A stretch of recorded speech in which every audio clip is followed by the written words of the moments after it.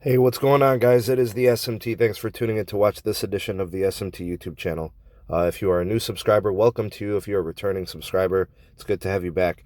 We're going to be looking at a couple of topics that are relevant to the times. Actually, I think some pretty good news, at least on part of it, and then the other part just kind of something that people are dealing with in today amongst all that is going on. So the first thing will be more of a T-Mobile piece, and then the second thing will be more of a Sprint piece. All right, before I get going with the content in today's video, please turn your attention to the description box. We've got the SMT Patreon links. If you want to become a member of the community, there's $1, $2, and $3 tiers.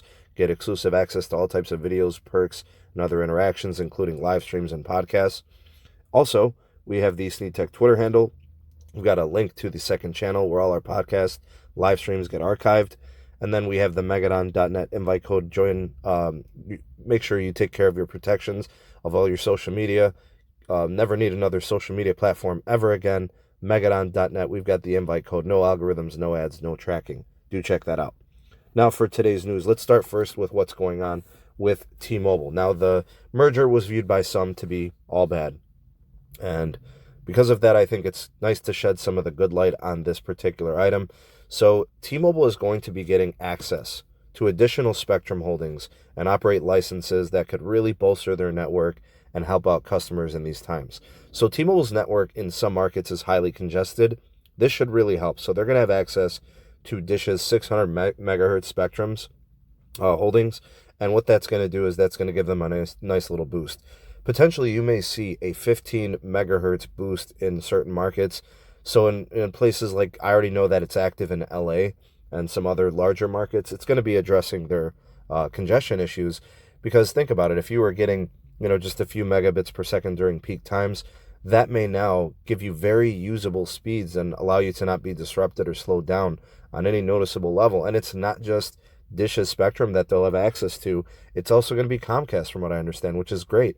So carriers and internet providers that hold these licenses are really banding together to help customers. Because if you think about it, the Dish one makes sense. They're going to have an MVNO deal. Dish will be operating over the T-Mobile network. And of course, that partnership is, obviously something that needs to be positive and, productive moving forward. But the Comcast piece is nice, and it's obviously helping people. And I think that's what's good about what's going on here amongst all that is happening with the increased risk of infection and people needing to work from home and all things changing. So that's great. Now the Comcast piece, again, I'll probably provide an update on how that's going to work. But these operations among 600 megahertz holdings that all these companies have, they can be interoperable, and things pretty much just have to get turned on with software commands. So from what I understand, it's very simple, and people should be seeing those upgrades at different points throughout the week, and some markets already have them. Now for the second piece, what is Sprint doing in responding to the ongoing infection risk response? The following response is coming from CEO Combs from their Sprint management team. 71% of the stores will be closing nationwide. Service and repair locations will remain open as best as they can. About 1,000 stores will still be operating, but at a reduced level. Walgreens locations will close, as will mall locations. Puerto Rico locations will also close. Associates and partners of those locations will be assigned to nearby operable locations. Those that cannot will receive 100% of their base pay salary. Dealers' managers will still receive financials, including reps and supervisors. Self-service options will be provided within stores. Simple things like bill pay, stuff like that. Self-service options are just designed to reduce in-person congregations and interactions. And of course, you can browse and purchase stuff online, but there will not be purchase online and pick up in store. Work from home protocols have been instituted within the company. Regional, corporate, and lead offices are going to be closed through March and readdressed for open in April, and they'll be receiving massive deep cleanings to reduce risk of infections. So that's what's really going on. You guys heard it here first. Sprint's going to be responding to the same things that T-Mobile's doing, Verizon, AT&T. They're all trying their best to deal with this, and it's good to see people taking things very, very seriously. Drop me a line.